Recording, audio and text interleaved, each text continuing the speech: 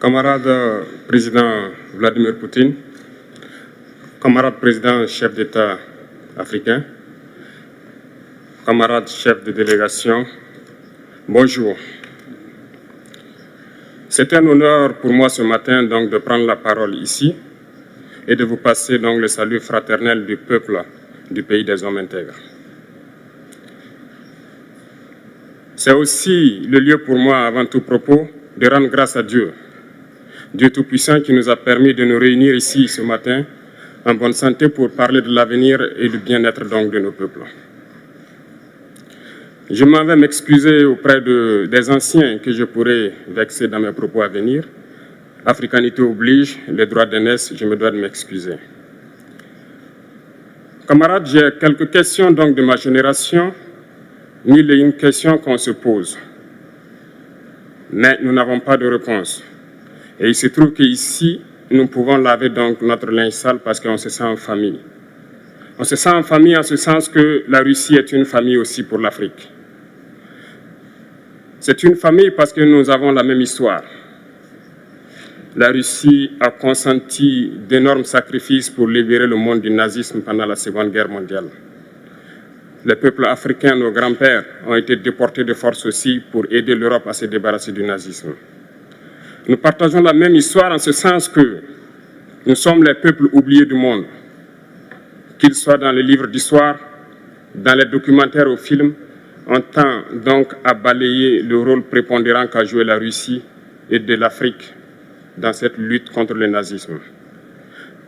Nous sommes ensemble parce que, actuellement, nous sommes là pour parler de l'avenir de nos peuples, de ce qui va advenir demain, de ce monde libre auquel nous aspirons, de ce monde sans ingérence dans nos affaires internes. Nous avons les mêmes perspectives et je souhaite que ce sommet soit l'occasion donc de pouvoir tisser de très bonnes relations en vue d'un meilleur avenir de nos peuples. Les questions que mes générations se posent sont les suivantes, si je peux me résumer. C'est de ne pas comprendre comment l'Afrique, avec tant de richesses sur notre sol, avec une nature généreuse, de l'eau, du soleil en abondance, l'Afrique est aujourd'hui le continent le plus pauvre. L'Afrique est un continent affamé. Et comment se fait-il que les chefs d'État traversent donc le monde à mendier? Voici des questions que nous nous posons et que nous n'avons pas de réponse jusque-là. Nous avons l'occasion de tisser de nouvelles relations.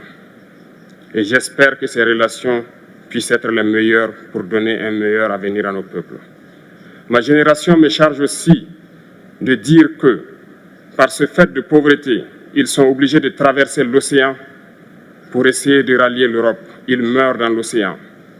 Mais que prochainement, ils n'iront pas traverser parce qu'ils viendront devant nos palais pour chercher leur pitance quotidienne. Pour ce qui concerne le Burkina Faso, aujourd'hui, nous sommes confrontés depuis plus de 8 ans à la forme de manifestation la plus barbare, la plus violente du néocolonialisme, de l'impérialisme. L'esclavage qu'on tend encore à nous imposer. Nos dévanciers nous ont bien appris une chose. L'esclave qui n'est pas capable d'assumer sa révolte ne mérite pas que l'on s'apitoie sur son sort. Nous ne nous apitoyons pas sur nos sorts, on ne demande pas que quelqu'un s'apitoie sur notre sort. Le peuple burkinabé a décidé de lutter contre l'île terroriste en mesure de relancer son développement.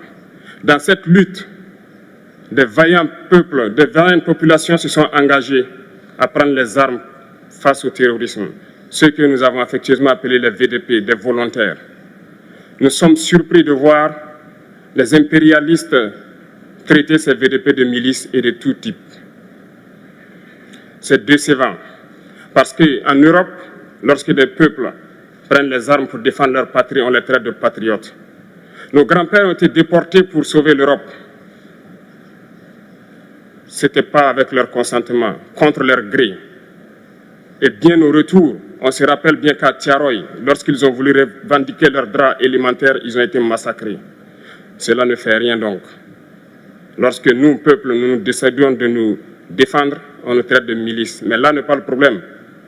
Ce qui est le problème, c'est de voir des chefs d'État africains qui n'apportent rien à ces peuples qui se battent, mais qui chantent la même chose que les impérialistes en nous traitant de milices, en nous traitant donc d'hommes qui ne respectent pas les droits de l'homme.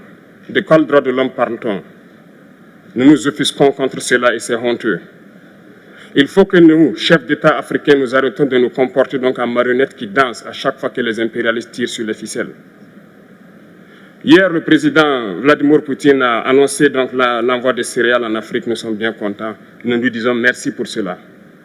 Mais aussi, c'est un message passé à nous, chefs d'État africains, parce qu'au prochain forum, nous ne devrons pas venir ici sans avoir assuré, pour ceux qui ne connaissent pas la guerre, l'autosuffisance alimentaire de nos peuples. Nous devons prendre l'expérience de ceux qui ont pu déjà atteindre cela en Afrique, tisser de bonnes relations ici et tisser de meilleures relations avec la Fédération de Russie pour pouvoir assouvir les besoins de nos populations. Je ne serai pas peut-être long, le temps imparti est très court. Nous sommes obligés de nous arrêter à un moment donné. Mais je voudrais terminer en disant que nous devons donc rendre hommage à nos peuples qui se battent. Gloire à nos peuples, dignité à nos peuples, victoire à nos peuples. La patrie ou la mort, nous vaincrons. The questions that my generations are asking are the following, if I may summarize. It is not understanding how Africa, with so many riches on our soil, with a generous nature of water, abundant sunshine. Africa is today the poorest continent. Africa is a hungry continent. And how is it that we, as heads of state, travel the world begging? These are questions we are asking ourselves, and for which we have no answers so far. We have the opportunity to forge new relationships, and I hope these relationships can be the best to provide a better future for our peoples. My generation also asks me to say that due to this poverty, they are forced to cross the ocean to try to reach Europe. They die in the ocean, but soon they will not cross because they will come to our palaces to seek their daily sustenance. As for Burkina Faso, today we have been facing for more than 8 years the most barbaric, the most violent form of neocolonialism, of imperialism. The slavery that they still tend to impose on us. Our predecessors taught us one thing well. The slave who is not capable of assuming his revolt does not deserve pity for his fate. We do not pity ourselves, and we do not ask anyone to pity us. The Burkinabe people have decided to fight against the terrorists in order to revive their development. In this struggle, brave peoples, courageous populations have committed to taking up arms against terrorism. Those whom we have affectionately called the VDP, the volunteers. We are surprised to see the imperialists label these VDP as militias and all sorts of things. It's disappointing because in Europe, when people take up arms to defend their homeland, they are called patriots. Our grandfathers were deported to save Europe. It was not with their consent, against their will. And well, upon their return, we remember well that in Traoré, when they wanted to claim their basic rights, they were massacred. So it doesn't matter then. When we, the people, decide to defend ourselves, we are labeled as a militia. But that is not the problem. The problem is seeing African heads of state who bring nothing to these people who are fighting, but who sing the same tune as the imperialists by labeling us as a militia, by calling us people who do not respect human rights.